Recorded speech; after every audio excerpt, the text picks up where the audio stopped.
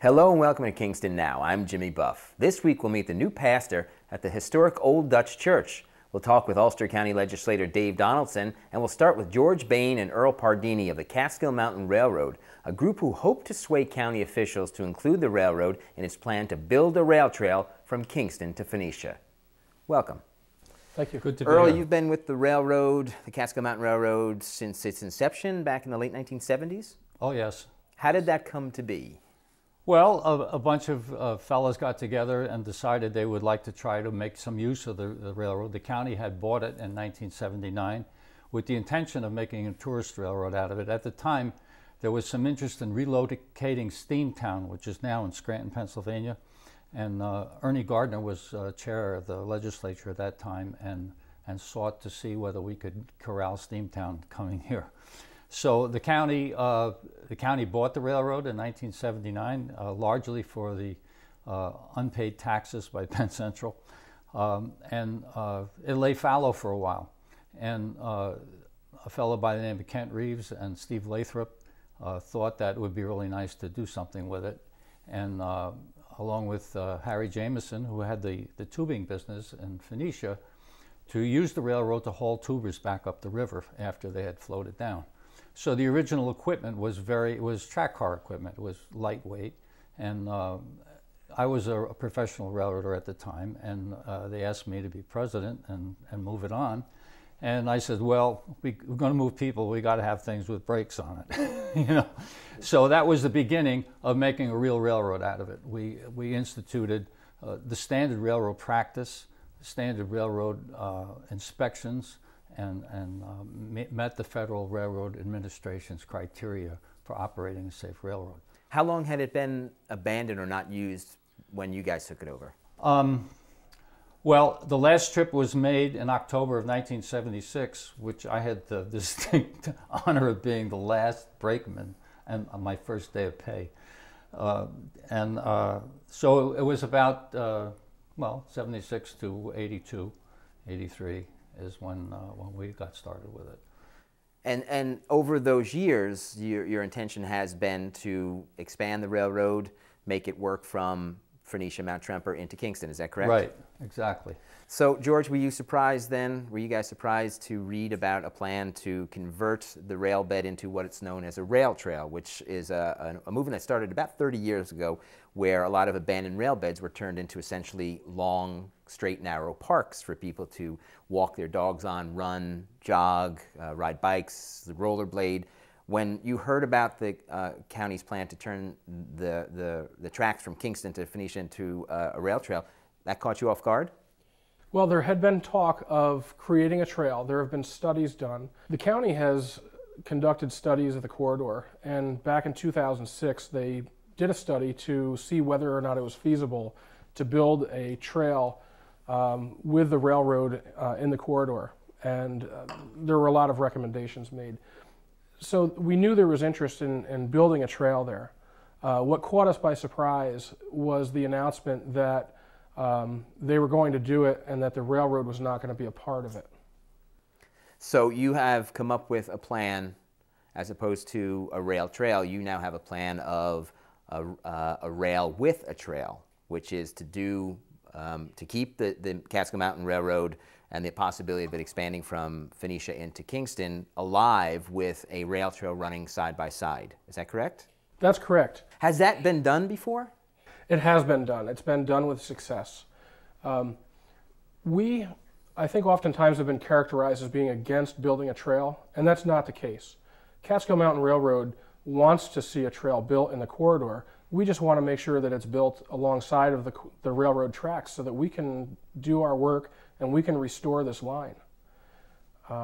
Anyone that you talk with, if you just go out on the street and you tell people that there's a plan to build a trail going up into the Catskill Mountains from Hurley, from Kingston, it's all going to be connected, everyone says it's wonderful.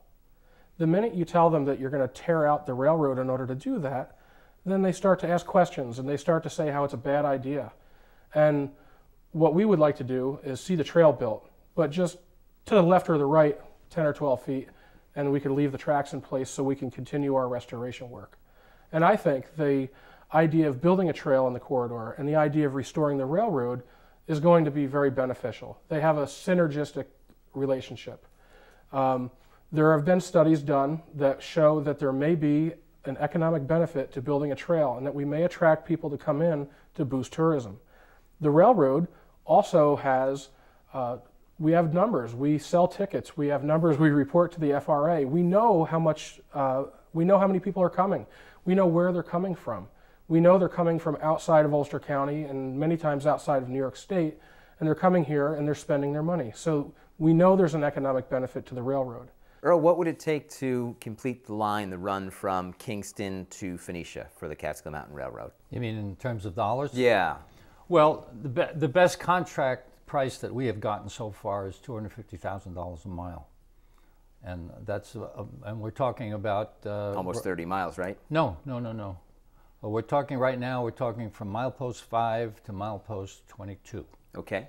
And of course, there was a lot of flood damage done in Hurricane Irene, and FEMA funding was approved for that, and we hope that's forthcoming. And we couldn't include that in the $250,000 a mile. But for the basic track structure, that would give us a very solid railroad. And have you guys talked to County Executive Mike Hine about your plan of combining the railroad and the rail trail? Well, we haven't really had the opportunity to get together to meet with him and talk, but we just finished this rail with trail study and have sent it out, so he now has the opportunity to read through it, and hopefully soon we'll be able to get together and discuss it and see how it can work. Well, I'm an enthusiast of rail trails, and I'm a fan of the Catskill Mountain Railroad. My son rides the railroad out of Kingston Plaza every holiday season. It's a highlight of his year and of ours, so I'm hoping that it works out for everyone involved. Thanks for being here. Thank you, Jimmy. Thank you. You're watching Kingston Now. Next, it's Ulster County Legislator Dave Donaldson.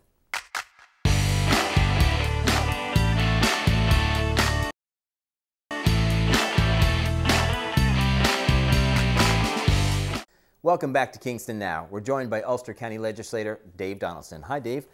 Hello. You have been a member of the legislature in Ulster County for almost 20 years, right? Just about. And you were also on the Common Council in Kingston. That's right, 8 years on the Common Council. You enjoy being an elected official? I do. I mean, it can be a little trying from time to time, but I enjoy helping people. And, you know, the longevity of it actually helps me out because if somebody calls me and they have a problem of some sort, I know where to direct that. You know, that's the nice thing about having longevity. And, you know, I have other legislators, particularly newer ones, when they get elected, they call me when they're having problems because they know I've been there. So it's, yes, it's very rewarding, but, you know, I teach for a living also. So it's, I know it's part of my nature. I don't know what it is. I mean, maybe I'm a glutton for punishment. The legislature has changed in the time that you've been part of it. In fact, we went to a county executive. That's correct. A form of government that you actually were sort of instrumental in, right? Yes, I was part of that move. I noticed when I first was elected, and that was, well, 1994 is when I began to serve my first term. And I immediately realized that this is not a sustainable system the way it's working here because you know, you're having a part-time person, the chairman of the legislature, being the chief executive officer of a multi-million-dollar business, but much more than that. Right, the budget is like 300. Right now, it's $360 million. Now, when I was serving, it was when I was the chairman. The last 3 years of the old form of government, I was the chairman of the legislature. I worked full-time as a teacher.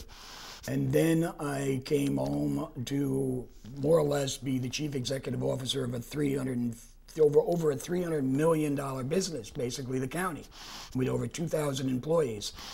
Doesn't sound right. It just doesn't make sense. You know, so that was one of the, you know, guiding things of me to push towards the idea of having a county executive. But, you know, many people got involved in that. We're several years into this type of government in Ulster County, and it seems to be working well from your perspective, I too? believe it's working well, yes. I mean, some people will have some differences because there's, you know, when people are used to being able, the centers of power, and then all of a sudden they no longer are, that becomes, people don't like that. Now, the county executive, Mike Hahn, is a Democrat, and the legislature is Republican controlled. How is that contentious? Does that make getting things done hard? It sometimes makes it a little hard. I mean, there's been, a lot of animosity between the county executive and the present chairwoman, Terry Bernardo. She has purposely blocked certain things, like, for instance, the I Love New York money that was supposed to come in. In other words, she kept blocking the legislation to the point where even many members of her own party were saying, wait, this is ridiculous. We turn around, we lose money, to make a point. I mean, the only point you have is really on the top of your head if that's what you're going to be doing. So, and there was a number of other issues that, like, for instance, claiming that, tourism is the one that does operates tourism. What we are department tourism. You have to actually declare that each year, who's going to run your tourism. Well, they put it off and put it off and put it off to the point again where we almost lost tourism money. Speaking of making a point, there was a resolution recently passed by the Ulster County Legislature opposing the gun law, the new gun law signed into by Governor Cuomo. The SAFE Act is what it's called. So there was a resolution introduced and passed by the chairwoman, I guess, or is it the entire? She was part of it. Well, it went by the legislature voted, I believe, 14-8. So that was a resolution to oppose the SAFE Act, but it has no binding effect, right? It doesn't have any. So why do that? I think as Grace Slick would say, it didn't mean crap to a tree. Right. Because it doesn't. Some people do these memorializing resolutions to make a statement, but really they're political statements are what they are. She was able to draw up, 1,000 people to go to UPAC and, the rah, rah, rah. And it was to me, it seemed like a campaign kickoff. I was there that night, and for the most part, it was civil. But as you spoke towards the end of the meeting, you were actually heckled for your position. Right, exactly. Yeah, it was kind of tough to see because you like to see democracy in action. It must have felt great to see a large turnout. I mean, you probably don't get that at every meeting. No. But you would have liked to seen a little more decorum, a little more civility. Right. What happened was, in fact, the meeting the month before, there was a similar situation where a speaker began to take apart, in other words, the legislator for what they were doing. And you got to realize during public comment, the legislators have no ability to talk. They're not allowed to say anything. In other words, it's public comment. But there's also a rule that we always follow that you cannot attack a legislator personally. You can talk about, policies. You can talk about the way the body voted and so on and so forth, that you disagreed with them. But if you attack anybody personally, it is totally not wrong. Well, there was one person that attacked Legislator Rodriguez personally, and she did nothing. I stood up, and I said it was totally out of order, even though I'm not technically supposed to speak, but somebody's got to do it. It's totally out of order. You have no right to attack a legislator. He has no ability to talk back. He has no ability to defend himself because it's public comment. The guy did graciously apologize and went on. But the point is when you chair a meeting like that, you need to have some kind of control, and you can't allow people to browbeat or boo or do things like that when people are speaking, because it's supposed to be a public meeting. Everybody can hear their opinions. What is Ulster County facing in the coming year as issues? Well, we're still facing a number of issues. The state continues to create cut back in money coming into the county, and a lot of people don't understand that the county is like it's a pass through. What happens is federal money goes to the state, and some state money they also put in. And then the money is funneled into the counties to do particular services, from mental health to, tourism even. Tourism, yeah, and so on. So what they do is, what the state has done is continuously cut back. Like, for instance, I believe mental health money has been cut back almost 50% over the last 5 years. So how do you continue to do those mental health programs without raising the property tax? But then the state, in their infinite wisdom, creates a 2% cap. So what you're doing is, you know, I mean, on the other hand, it does make you creative. And that's where I have to compliment Mike Hine. He is creative. In other words, he looks at where he can try to cut back on these things. And I don't think he wants to cut back any more than anybody else. I know when I served as a chairman, it was the first time we've ever laid anybody off. And as a Democrat, I mean, to me, I was thinking to myself, that would be the last thing I would ever do, you know, when before that. But then once I was, you know, up against a financial crisis, I had to deal with it. And I had to deal with it in a manner that is the best for the, you know, the most amount of people. Dave Donaldson, thanks for coming on Kingston Now. Well, thank you for having me. This is Kingston Now. Next, we're going to head over to the historic Old Dutch Church and meet the new pastor, Dr. Reverend Renee House.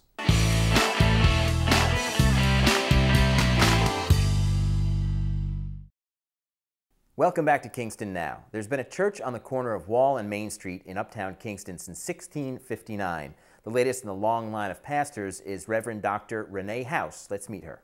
I am from Hudsonville, Michigan, which is a small agrarian town in southwest Michigan. Our claim to fame was that we grew onions. We also grew celery and carrots, and so our nickname was the Salad Bowl City. There were about 3,000 people living there, all white, pretty much all Dutch Reformed. I went to college in Michigan and then moved when I was 20 to the University of Arizona, finished there, and then ultimately landed in New York City and then Central Jersey, which is where I'm living at the moment. I was ordained in 1988 in New York City. It is my first parish by myself. My husband was a minister in Central Jersey, and for about a year and a half I was on the staff of the church with him, but I've never been the solo pastor of a congregation. What do I think the difference is between teaching theology and leading a congregation? I think on the one hand there are a lot of similarities. My core work, I think of my core work in ministry as teaching. And the difference between a congregation and a seminary setting, I would say, is the level of teaching, the level of complexity, the expectations about how deeply we go and how nuanced our engagement with things. So there's a lot of teaching, but the new piece is really connecting in a really significant way with neighborhood, not only congregation, offering care to a congregation, but also being connected to a neighborhood, to the city, and more of an outreach perspective. I was working at New Brunswick Theological Seminary as a member of the faculty. I started out as the director of the library at the seminary, did a short time as the dean of the seminary, went back to school, got my PhD, and started teaching in practical theology, and then in 2008 became the dean again while also teaching. The history of this particular congregation coming out of the Netherlands, when the church was a national church, it was perceived that the church is one of many public institutions which is responsible for the welfare of all of the people in its immediate neighborhood. And so there's a deep theological commitment actually on the part of the church to care not only for people who come into membership, but to care for everybody who lives within the environment of the church.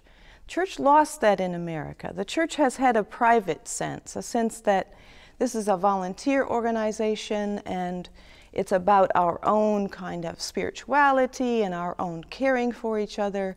This church, because of its history, has a quite significant sense of itself as one of many public institutions. So I hope we move more and more toward being engaged with the community and beginning to be engaged also with other agencies and institutions who seek the welfare of the city. We can't do it by ourselves. When I am not preaching, there are lots of things I like to do. I like to work out. I like to run. It's part of my past. I also love to write. I do a lot of writing for publication now, but the kind of writing I'd like to move toward is poetry, hymn writing. I do some of it, but I haven't had near enough time in my life to do it.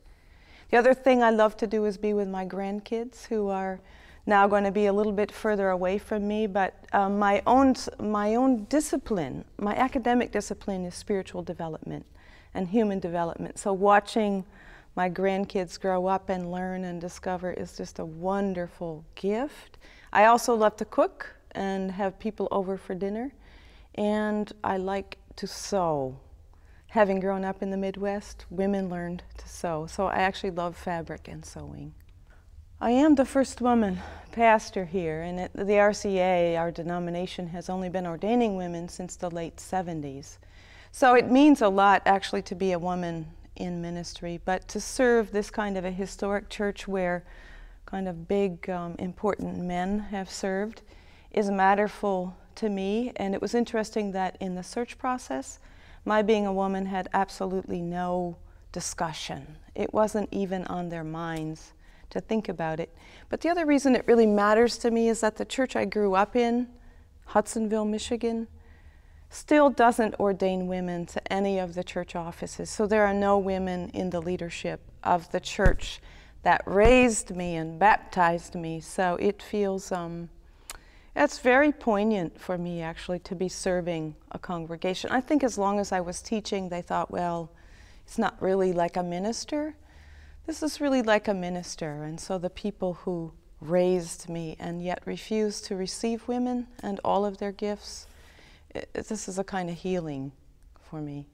That's it for this week's show. Thanks to George Bain Jr. and Earl Pardini of the Catskill Mountain Railroad. Thanks also to Ulster County Legislator Dave Donaldson. Remember, all of our previous shows are available on our YouTube channel, and you can find that link on our Facebook page. For Kingston Now, I'm Jimmy Buff. We'll see you next time.